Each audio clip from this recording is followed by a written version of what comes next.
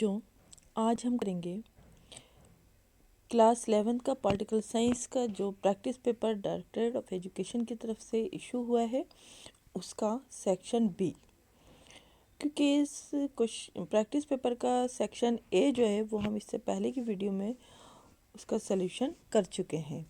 जिन बच्चों ने वो वीडियो नहीं देखी है तो इस वीडियो के डिस्क्रिप्शन बॉक्स में उस वीडियो का लिंक दे दिया जाएगा, वहाँ से आप लोग उस वीडियो में देख सकते हैं कि सेक्शन ए के जो क्वेश्चन हैं उनको किस तरह से सॉल्व करना है। बच्चों, इसके अंदर जो इंस्ट्रक्शंस हैं वो भी हमने बता दिए हैं, तो एक बार और हम बता देते हैं। सेक्शन ए के अंदर 24 क्वेश्चन हैं, जिसमें से सिर्फ आपको कोई से भी जो है 20 क्वेश्चन अटैम्प्ट करने हैं। और सेक्शन बी के अंदर भी 24 क्वेश्चन है, उसमें से भी एनी 20 क्वेश्चन जो हैं वो अटैम्प्ट करने हैं। सेक्शन सी के अंदर 12 क्वेश्चन हैं, उसमें से कोई से भी 10 क्वेश्चन जो हैं वो आपको अटैम्प्ट करने हैं। तो चलिए बच्चों, अब करते हैं हम इसका सेक्शन बी। ये सेक्शन ए जो है ये हम इससे पहले की वीडियो में इसका सॉल्यूशन कर चुके हैं।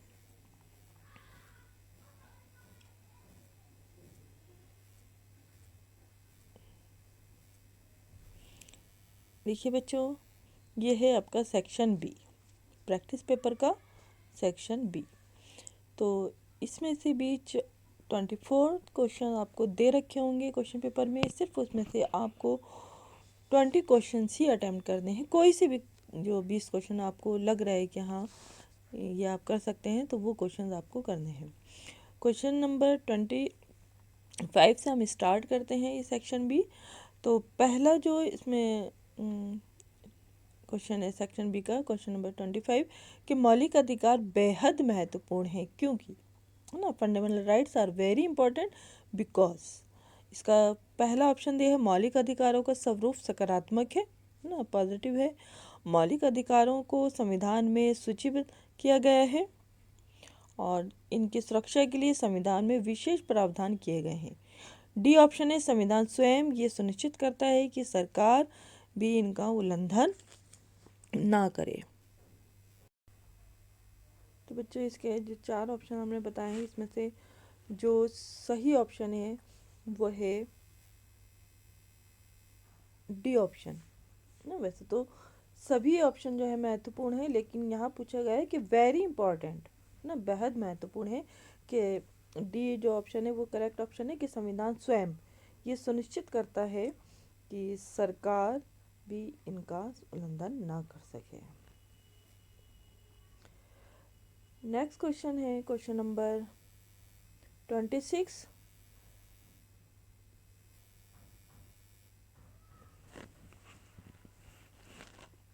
बच्चे, ये एक स्टेटमेंट दी गई है, इसको पढ़ना है और फिर ये हमें ऑप्शन तो दिए हैं, उसमें से हमें ये देखना है कि ये जो कथन है, ये जो स्टेटमेंट है, किस देश में जो ये स्टेटमेंट है उसमें किस देश या किस संगठन का जिक्र है।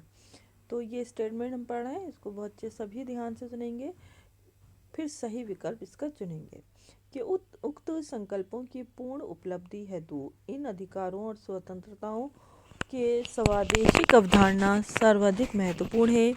आज संयुक्त राष्ट्र महासभा मानवाधिकार की विश्वजनीन घोषणा करती है। जी, स्टेटमेंट में ही इसका आंसर छुपा हुआ है। तो देखिए, इसके अकॉर्डिंग जो सही ऑप्शन है वो है हमारा संयुक्त राष्ट्र संघ या यूनाइटेड नेशन ऑर्गेनाइजेशन। बच्चों, क्वेश्चन नंबर 27 है कि डॉक्टर अंबेडकर ना, डॉक्टर अंबेडकर को आप सभी बहुत अच्छे से जानते हैं। डॉक्टर अंबेडकर ने संवैधानिक उपचारों के अधिकारों को संविधान का हृदय व आत्मा की संज्ञा दी क्योंकि ना, कह रहे हैं जो डॉक्टर भीमराव अंबेडकर हैं, उन्होंने जो संवैधानिक उपचारों का अधिकार है ना, राइट टू कॉन्स्टिट्यूशनल रेमेडीज, उसको ये कहा है कि संविधान का हृदय, संविधान का जो है दिल है वो और आत्मा है। तो क्यों कहा है? तो इसके लिए ऑप्शन है कि ये व्यक्तित्व विकास के निर्धारक है, व्यक्ति इनके उल्लंघन पर साधारण न्यायालय में जा सकता है, मौलिक अधिकारों के उल्लंघन पर व्यक्ति उच्च न्यायालय या सर्वोच्च न्यायालय में जा सकता है, डी ऑप्शन मौलिक अधिकारों की सूची बहुत आकर्षक है। तो बच्चों, जैसे जब आपने मौलिक अधिकारों के बारे में पढ़ा था तो उसमें आपने 6 मौलिक अधिकारों के बारे में पढ़ा होगा। तो जो छठा अधिकार है, जो हमारा मौलिक अधिकार है, उसके बारे में भी आपने अच्छे से पढ़ा था। तो ये उस छठे अधिकार की ही बात की जा रही है ना। तो उसके लिए जो ये इसका जो सही ऑप्शन है वो है हमारा सी ऑप्शन।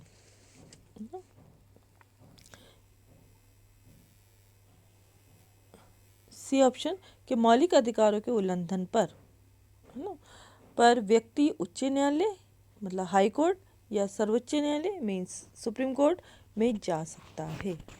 अगर हमारे 5 अधिकार अगर हमें नहीं मिल रहा है तो हमें उसका अगर कोई उल्लंघन कर रहा है तो उसको हासिल करने के लिए हम उच्च न्यायालय और सर्वोच्च न्यायालय मतलब सुप्रीम कोर्ट और हाई कोर्ट का में जा सकते हैं, उसका सहारा ले सकते हैं।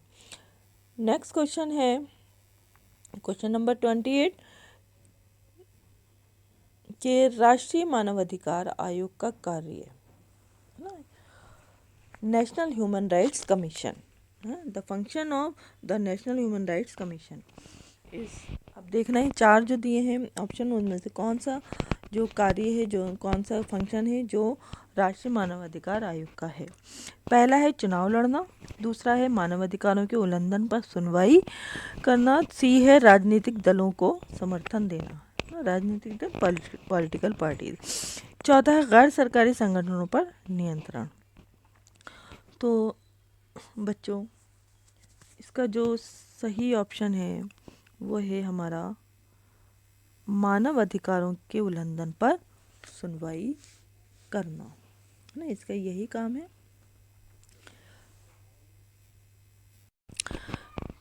क्वेश्चन नंबर 29 देखते हैं। भारत में राज्यसभा, ना, राज्यसभा आपको पता है लोकसभा पार्लियामेंट के 2 हाउसेस हैं, लोकसभा और राज्यसभा। तो यहाँ पर राज्यसभा की बात की जा रही है कि भारत में राज्यसभा के चुनाव के लिए किस मतदान प्रणाली को अपनाया गया है ना, कौन से इलेक्शन सिस्टम को अपनाया गया है।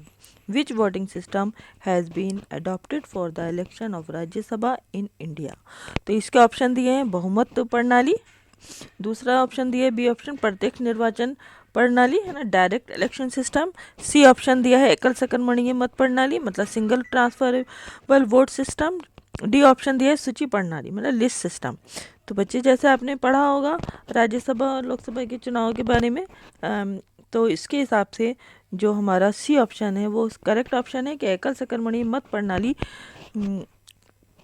या सिंगल ट्रांसफरेबल वोट सिस्टम है जो राज्यसभा के चुनाव के लिए चुनाव में इस प्रणाली को अपनाया जाता है। नेक्स्ट क्वेश्चन है क्वेश्चन नंबर 30 भारतीय निर्वाचन आयोग, है ना, इलेक्शन कमीशन ऑफ इंडिया भारतीय निर्वाचन आयोग का कार्य नहीं है। अब यहाँ पे ये देखना है कि इलेक्शन कमीशन का कार्यों में देखना है कि कौन सा कार्य इसमें नहीं है, ना। तो यहाँ पे ये नहीं पूछा गया है कि भारतीय निर्वाचन आयोग का कौन सा कार्य है, आपको ये देखना है कि कौन सा कार्य नहीं है। तो इसके ऑप्शन है मतदाता सूची तैयार करना, बी ऑप्शन है चुनाव के संचालन का अधीक्षण करना, है ना, प्रिपरेशन ऑफ वोटर लिस्ट, फिर है सी ऑप्शन निर्वाचक नामवली तैयार करना, to prepare the electoral rolls, D option है चुनाव लड़ना। तो देखिए बच्चों आप कि इसका कौन ऑप्शन जो है वो सही हो सकता है। देखिए अगर हम देखें तो मतदाता सूची तैयार करना भी निर्वाचन आयोग का काम है, इलेक्शन कमीशन का काम है, चुनाव के संचालन का अधीक्षण करना भी चुनाव आयोग का काम है, और निर्वाचक नामवली तैयार करना भी। लेकिन ये डी ऑप्शन जो है वो गलत ऑप्शन है, ये निर्वाचन आयोग का काम नहीं है कि चुनाव लड़ना, ना। तो इसके अकॉर्डिंग जो डी ऑप्शन है ये करेक्ट ऑप्शन है कि ये जो काम है ये निर्वाचन आयोग का कार्य नहीं है। क्वेश्चन नंबर 31 है कि निम्नलिखित में से कौन सा कथन प्रत्यक्ष लोकतंत्र के सबसे नज़दीक बैठता है, ना। Which of the following comes closest to direct democracy. पहला है परिवार की बैठक में होने वाली चर्चा। बी ऑप्शन है कक्षा संचालक मतलब मॉनिटर का चुनाव। सी ऑप्शन है किसी राजनीतिक दल द्वारा अपने उम्मीदवारों का चयन करना। मीडिया द्वारा वो कराए गए जनमत संग्रह करना। अब हमें ये देखना है कि भाई सबसे नज़दीक कौन सा बैठता है आप लोगों के। तो पढ़ते श्लोकतंत्र के करीब, तो उसके अकॉर्डिंग यहाँ पे जो बी ऑप्शन है वो कक्षा संचालक मॉनिटर का चुनाव है। मुझे यहाँ पे परिवार की बैठक में होने वाली चर्चा भी हो सकती है, लेकिन आप इसको ही सही मानिए, बी ऑप्शन कक्षा संचालक मॉनिटर के चुनाव। बच्चों अब क्वेश्चन नंबर 32 से हमारे क्वेश्चन एजर्शन वाले क्वेश्चन जो है वो स्टार्ट हो रहे हैं, जिसके अंदर एक अभिकथन होता है मतलब एजर्शन दे रखा होता है, और दूसरा जो है रीज़न होता है या तर्क दे रखा होता है। तो उसके अकॉर्डिंग जो नीचे ऑप्शन दे रखे होते हैं, फिर हमें उन ऑप्शन में से सही जो ऑप्शन है वो चूज़ करना पड़ता है। तो इसके अंदर सबसे पहले जो स्टेप है वो ये है कि जो एजर्शन दे रखा है, जो अभिकथन दे रखा है, स्टेटमेंट दे रखी है, उसको हमें पढ़ना होता है। फिर दूसरा स्टेप है जो तर्क दे रखा है या रीज़न अगर दे रखा हो वो चीज़ें पढ़नी होती हैं, और दोनों में हमें ये देखना होता है कि जो एजर्शन है वो ठीक है या नहीं। फिर कथन को देखना तर्क को देखना होता है या रीज़न को देखना होता है, कारण को, कि भाई वो सही है या नहीं। फिर अगर हम उसको देखते हुए फिर हम नीचे के जो ऑप्शन दे रखे होते हैं 4 ऑप्शन, उसमें से अपना आंसर ढूंढना होता है। तो यहाँ पर देखिए हम 32 क्वेश्चन देखते हैं कि इसका जो अभिकथन है या जो एजर्शन है वो क्या दे रखा है कि भारतीय संविधान में लोकसभा चुनाव के लिए first pass the post system जो है, जो सबसे आगे जीत उसकी प्रणाली को अपनाया गया है। तो अगर हम ये देखें तो हमारा जो अभिकथन है वो सही है ना। अब हम देखते हैं तर्क इसका कि भारत जैसे विशाल जनसंख्या वाले देश में तथा इसकी सरलता के फलस्वरूप इसको सर्वसम्मति भी मिली है। तो अगर हम तर्क देखें तो हमारा जो तर्क है वो भी ठीक है ना, रीज़न जो है हमारा वो भी ठीक है। फिर जो हमें थर्ड स्टेप ये देखना है कि जो हमारा तर्क है और जो हमारा अभिकथन है, जो तर्क है वो हमारे अभिकथन को जो है वो क्लियर कर भी रहा है या नहीं, है ना, एक्सप्लेन कर भी रहा है या नहीं। तो अगर हम यहाँ देखें तो जो हमारा तर्क है वो अभिकथन को एक्सप्लेन कर रहा है ना, तर्क जो है हमारे अभिकथन की व्याख्या कर रहा है।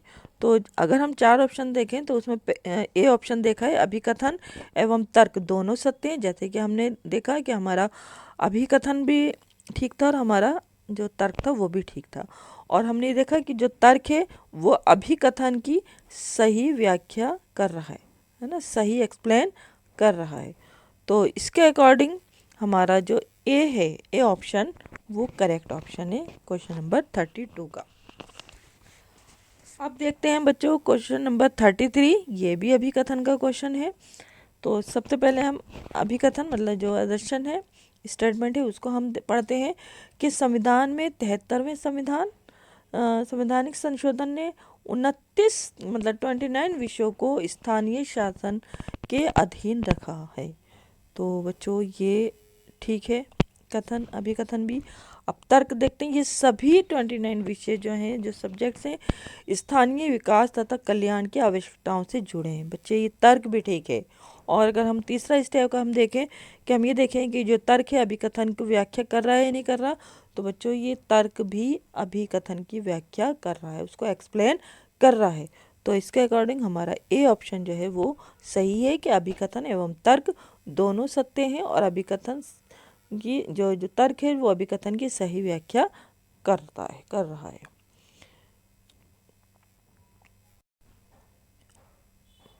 क्वेश्चन नंबर 34, ये भी अभिकथन का क्वेश्चन है। बच्चों यहाँ पर सिर्फ हम अभिकथन मतलब स्टेटमेंट या दर्शन कहिए, तर्क कहिए, रीज़न कहिए, इसको हम सिर्फ हिंदी में ही पढ़ रहे हैं, क्योंकि अगर इंग्लिश में ही पढ़ेंगे कि बहुत लंबी लंबी जो है अभिकथन है उसमें जो है तो बच्चों वीडियो जो है वो बहुत लंबी हो जाएगी। तो आप वीडियो को रोककर आप यहाँ पर इंग्लिश में इसको पढ़ सकते हैं। तो बच्चों क्वेश्चन नंबर 34 है कि प्रदेशों की सरकार के लिए ना 5 वर्ष पर एक प्रादेशिक वित्त आयोग बनाना ज़रूरी है। वित्त आयोग मतलब फाइनेंस कमीशन, जो प्रदेश में मौजूदा स्थानीय शासन की संस्थाओं की आर्थिक स्थिति का जायज़ा लेगा। तो अगर हम देखें, हमने जब ये चैप्टर में हमने पढ़े थे तो उसके हिसाब से ये अभिकथन या स्टेटमेंट जो है वो सही है।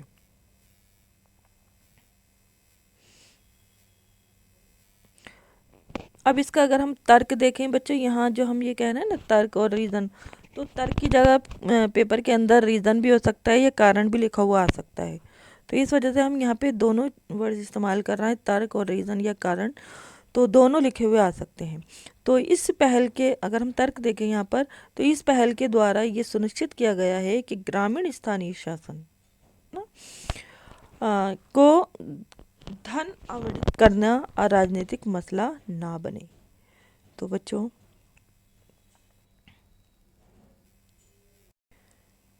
जैसे हमने देखा कि हमारा अभिकथन ठीक है, और अगर हम तर्क देखें तो ये भी ठीक है।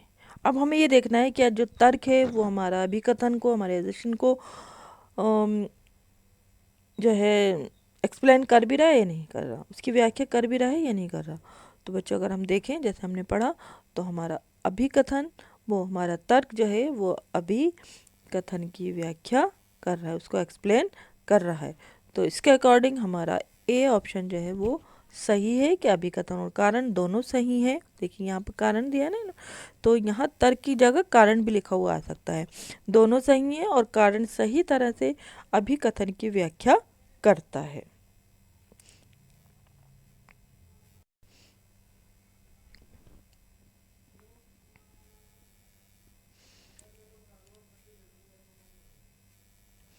अब बच्चों क्वेश्चन है, अब बच्चों यहाँ ये नहीं देखिएगा आप लोग के, अब बच्चे यहाँ ये नहीं देखिएगा कि जितने भी ये इसमें अभी हमने अभिकथन वाले क्वेश्चंस कराए हैं उन सभी क्वेश्चन का आंसर जो ऑप्शन ए है वो सही है।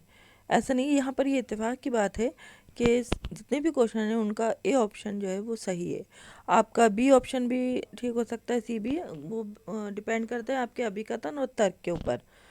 ठीक है, तो उसके अकॉर्डिंग ही समझकर आप अपने आंसर दीजिएगा। क्वेश्चन नंबर 35 है कि तुंगन समिति का संबंध है, मतलब ये 4 ऑप्शन दिए उसमें से देखना है किससे संबंधित है, कि स्थानीय शासन की सहभागिता कम करने से, बी ऑप्शन है स्थानीय शासन को संवैधानिक दर्जा प्रदान करने से, सी ऑप्शन है स्थानीय शासन में धन की भूमिका बढ़ाने से, डी ऑप्शन है स्थानीय शासन से नहीं कार्यपालिका से। तो बच्चों इसका जो सही ऑप्शन है वह है हमारा बी ऑप्शन, स्थानीय शासन को संवैधानिक दर्जा प्रदान करने से ना, थुंगा समिति का संबंध इस चीज से था। नेक्स्ट क्वेश्चन है क्वेश्चन नंबर 36 के, ये भी बच्चों अब अभिकथन का क्वेश्चन है कि राजनीतिक सिद्धांत परिस्थितियों के अनुरूप बदलाव लाने का प्रयत्न करता है। और इसका जो तर्क है, अगर हम अभिकथन देखें है ना, पहले अभिकथन को देखें तो अभिकथन हमारा ठीक है कि राजनीतिक सिद्धांत परिस्थिति के अनुरूप बदलाव लाने का प्रयत्न करता है।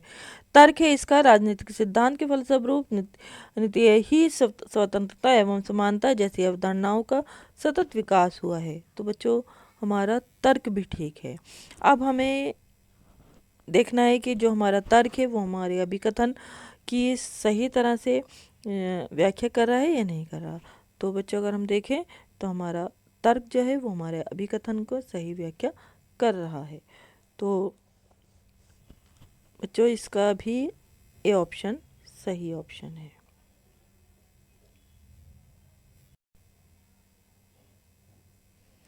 बच्चों अब हम देखते हैं क्वेश्चन नंबर 37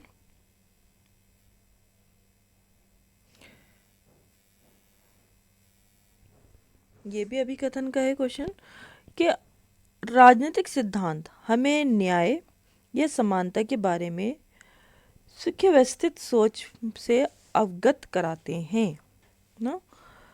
और इसका जो तर्क है वो है कि राजनीतिक सिद्धांत से हम अपने विचारों को परिष्कृत कर देते हैं और सार्वजनिक हित में सुविक तरीके से तर्क वितर्क कर सकते हैं।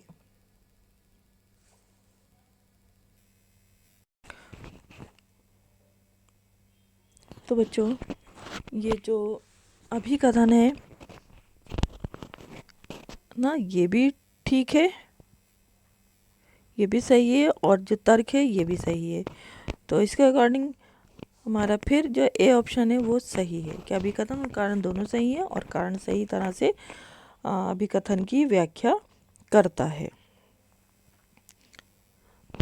बच्चों, ये इत्तेफाक है जो आपका जितने भी अभिकथन के जो क्वेश्चन हम अभी तक हमने किए हैं उन सब का ए ऑप्शन जो है वो सही आ रहा है। ये फिर हम दोबारा आपसे कहते हैं कि आप ध्यान से आप करिएगा अभिकथन वाले क्वेश्चन। आप ये देखिए, उसमें अभिकथन गलत भी हो सकता है, तर्क भी गलत हो सकता है, और किसी क्वेश्चन में अभिकथन ठीक होगा, तर्क गलत होगा, किसी में अभिकथन सही होगा और तर्क गलत होगा। तो उसके अकॉर्डिंग ही आप अपने आंसर लिखिएगा।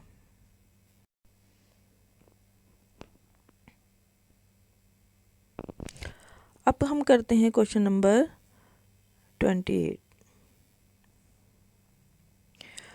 कि इसमें कथन दिया है कि आज़ादी, समानता व धर्मनिरपेक्षता, है ना, फ्रीडम, इक्वलिटी एंड सेकुलरिज्म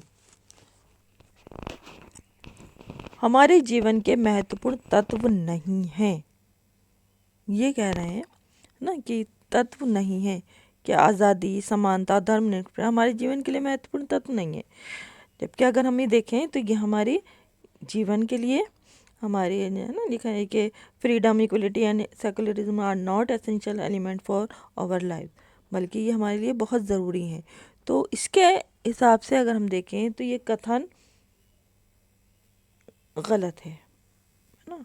तो ये कथन जो है ये हमारा गलत हो गया। अब हमें देखना है तर्क कि दायित्वपूर्ण कार्यों के निर्वहन के लिए राजनीतिक विचारों तथा संस्थाओं की बुनियादी जानकारी हमारे लिए मददगार होती है, जो हमारी दुनिया को आकार देते हैं ना।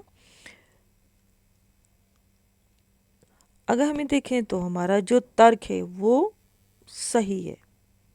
अब यहाँ पर जैसे अभी इससे पहले हमने क्वेश्चन कि हमारा कथन भी गलत हो सकता है, हमारे क्वेश्चन इस तरह के क्वेश्चन में हमारा तर्क भी गलत हो सकता है, या हमारा तर्क और हमारा जो अभिकथन है वो दोनों ठीक हो सकते हैं, लेकिन कहीं किसी क्वेश्चन में ऐसा होगा कि जो तर्क है वो हमारे अभिकथन की सही व्याख्या नहीं कर रहा होगा, उसको सही तरीके से एक्सप्लेन नहीं कर रहा होगा। तो अगर हम ये देखें तो हमारा यहाँ पर कथन गलत है और हमारा तर्क सही है। तो इसके अकॉर्डिंग अगर हम देखें तो हमारा यहाँ पर इस क्वेश्चन में सी ऑप्शन जो है वो सही बैठ रहा है कि अभिकथन गलत है लेकिन कारण सही है।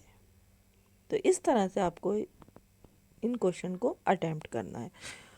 अब हम देखते हैं क्वेश्चन नंबर 39 के निम्नलिखित में से सही विकल्प का चयन करें। Choose the correct option.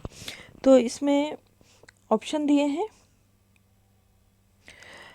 Number 1, भारतीय संविधान की प्रस्तावना मतलब प्रेम्बल में स्वतंत्रता व समानता तथा बंधुत्व को प्रतिष्ठित किया है। बी ऑप्शन है, भारत में अध्यक्षात्मक प्रणाली को अपनाया गया है। सी ऑप्शन है, गांधी जी के सिद्धांतों को नीति निर्देशक, यहाँ पे भी बच्चों ये नीति है, नीति निर्देशक तत्वों में शामिल नहीं किया गया है। डी ऑप्शन है कि राजनीतिक सिद्धांत स्थिर प्रक्रिया है। तो बच्चों इसका जो सही ऑप्शन है वो है हमारा ए ऑप्शन के भारतीय संविधान की प्रस्तावना में स्वतंत्रता व समानता तथा बंधुत्व को प्रतिष्ठित दी गई है ना, किया गया है। क्वेश्चन नंबर 40 है कि मौलिक अधिकारों, है ना, फंडामेंटल राइट्स, मौलिक अधिकारों के संबंध में निम्न में से कौन सा कथन सही है। अब ये जो कथन दिए हैं उनमें से आपको सही कथन जो है वो चुनना है जो मौलिक अधिकारों से संबंधित हैं। कि नंबर 1 पे क्या दिया है कि समाज को नई चुनौतियों, है ना, न्यू चैलेंजेस, समाज को नई चुनौतियों का सामना नहीं करना पड़ता। दूसरा है हमारे संविधान में मौलिक अधिकारों का तो उल्लेख है परंतु मूल कर्तव्यों का नहीं है। तीसरा है कि समय के साथ साथ संविधान में दिए गए मौलिक अधिकारों में संशोधन तथा विस्तार हुआ है। चौथा ऑप्शन है न्यायिक व्याख्याएं व सरकारी नीतियां नई समस्याओं का सामना करने के लिए बनाई गई हैं। तो अब देखिए बच्चों, आपको ऑप्शन आपके सामने है कि कौन सा ऑप्शन सही ऑप्शन हो सकता है। अब इसके लिए नीचे इन्होंने दिया है कि पहला और दूसरा दोनों ऑप्शन ठीक है। फिर बी ऑप्शन में दिया है कि सेकंड और फोर्थ जो है वो ठीक है। सी ऑप्शन में दिया है कि थर्ड और फोर्थ ठीक है। डी ऑप्शन में दिया है कि फर्स्ट और फोर्थ ऑप्शन ठीक है। लेकिन मौलिक अधिकारों के बारे में अगर हम देखें तो उससे संबंधित जो सी ऑप्शन है वो सही है ना। थर्ड और जो फोर्थ जो ये स्टेटमेंट है जो लिखा है इसमें कथन है ये सही है।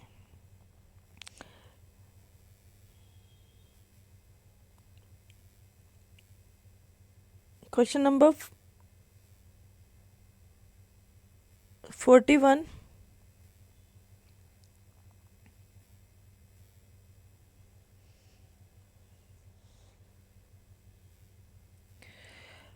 के अधिकारों को गारंटी के रूप में देखने की प्रवृत्ति बढ़ी है क्योंकि इसके ऑप्शन है कि ये अर्थहीन है ना, मीनिंगफुलनेस है ये। फिर है बी ऑप्शन अच्छे जीवन के लिए आवश्यक है, essential to lead a good life. C option है असमानताओं को बढ़ावा देते हैं, promotes to inequalities. D option है मात्र कुछ मूल्य हैं।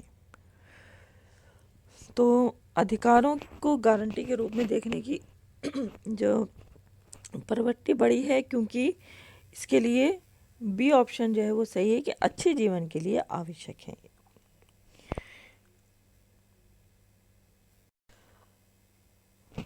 क्वेश्चन नंबर 42 ये बच्चे की स्टेटमेंट है, एक कथन है कि जो तमाम कीमतों से ऊपर हो तथा जिसका कोई समतुल्य ना हो तो उसकी गरिमा होती है ना। ये कथन है, किसका कथन है ये देखना है। इसमें ऑप्शन दिए हैं हीगल, दूसरा ऑप्शन दिया है नीचे, सी ऑप्शन दिया है प्लेटो और डी ऑप्शन दिया है कांट ना। तो बच्चों ये जो कथन है ये है कांट का, डी ऑप्शन जो है वो करेक्ट ऑप्शन है। नेक्स्ट क्वेश्चन है क्वेश्चन नंबर 43 के अधिकारों की सफलता निर्भर करती है ना। अभी ऑप्शन में ये देखना है कि इसमें से कौन सा ऑप्शन है जो सही है कि अधिकारों की जो सफलता है वो किस पर निर्भर करती है। नंबर 1 कार्यपालिका की निरंकुशता, दूसरा है बी ऑप्शन न्यायपालिका की स्वेच्छाचारिता, सी ऑप्शन है संविधान की वैधता जिसमें अधिकारों की सुरक्षा हो और डी ऑप्शन है व्यक्ति के स्वयं निर्णय, है ना। तो बच्चों इसका जो ऑप्शन है वो है हमारा सी ऑप्शन के संविधान की वैधता जिसमें अधिकारों की सुरक्षा हो, validity of the constitution in which the rights are protected. अब है क्वेश्चन नंबर 44 कि प्राकृतिक अधिकार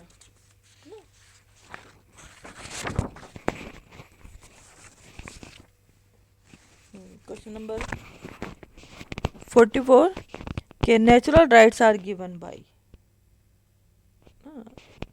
प्राकृतिक अधिकार होते हैं नंबर 1 संविधान द्वारा, ए ऑप्शन, बी ऑप्शन राजा द्वारा, और सी ऑप्शन प्रकृति या ईश्वर द्वारा, और डी ऑप्शन संसद द्वारा, मतलब पार्लियामेंट द्वारा।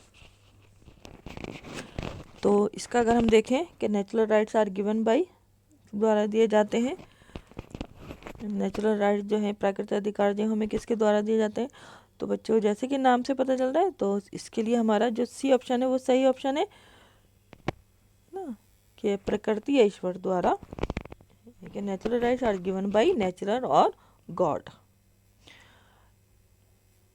नेक्स्ट क्वेश्चन है क्वेश्चन नंबर 45 के अधिकार राज्य को कुछ खास तरीके से कार्य करने के लिए डैश सौंपते हैं। ये फिल इन द ब्लैंक का क्वेश्चन है।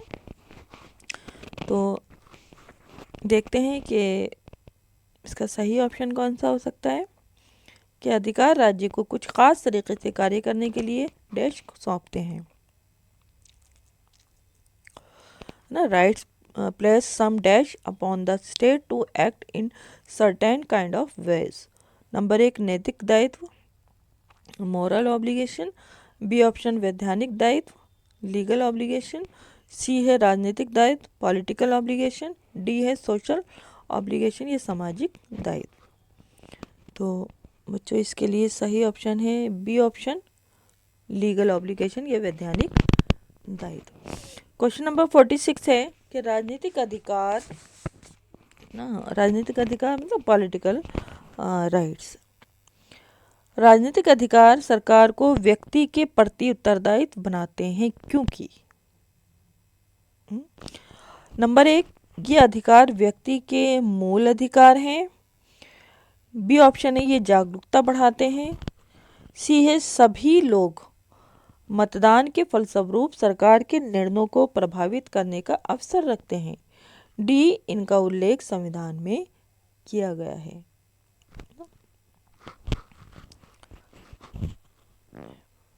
क्वेश्चन है जैसे political rights contribute to make the government accountable to the people because, इसके ऑप्शन दिए हैं। तो जैसे ऑप्शन दिए हैं उसके अकॉर्डिंग जो हमारा सी ऑप्शन है वो हमारा सही ऑप्शन है कि सभी लोग मतदान के फलस्वरूप सरकार के निर्णयों को प्रभावित करने का अवसर रखते हैं।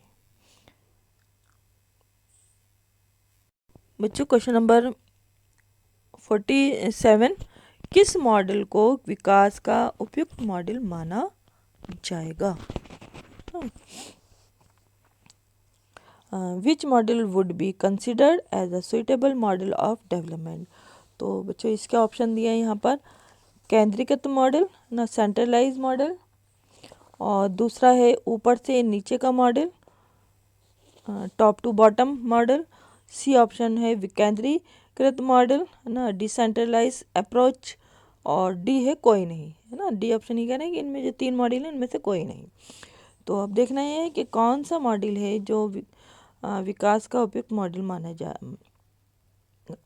तो उसके लिए सही ऑप्शन है हमारा सी ऑप्शन के डिसेंट्रलाइज अप्रोच या विकेंद्रीकृत मॉडल, है ना। डिसेंट्रलाइज मॉडल भी हो सकता है और अप्रोच भी हो सकता है। क्वेश्चन नंबर 48 है कि ये जो हम प्रैक्टिस पेपर का सेक्शन बी कर रहे हैं उसका लास्ट क्वेश्चन है क्वेश्चन नंबर 48 कि सही अर्थ में विकास है ना, कि विकास को जो है ना जो सही अर्थ क्या होगा, इन डेवलप इज वैन। पहला ऑप्शन है कि एक देश में फ़ोनों की संख्या का होना। ये कहना है एक देश विकास का सही अर्थ क्या है कि एक देश के अंदर जो फ़ोन है उनकी संख्या का होना। दूसरा है अत्याधुनिक हथियारों का होना, इसको हम विकास का सही अर्थ कहेंगे।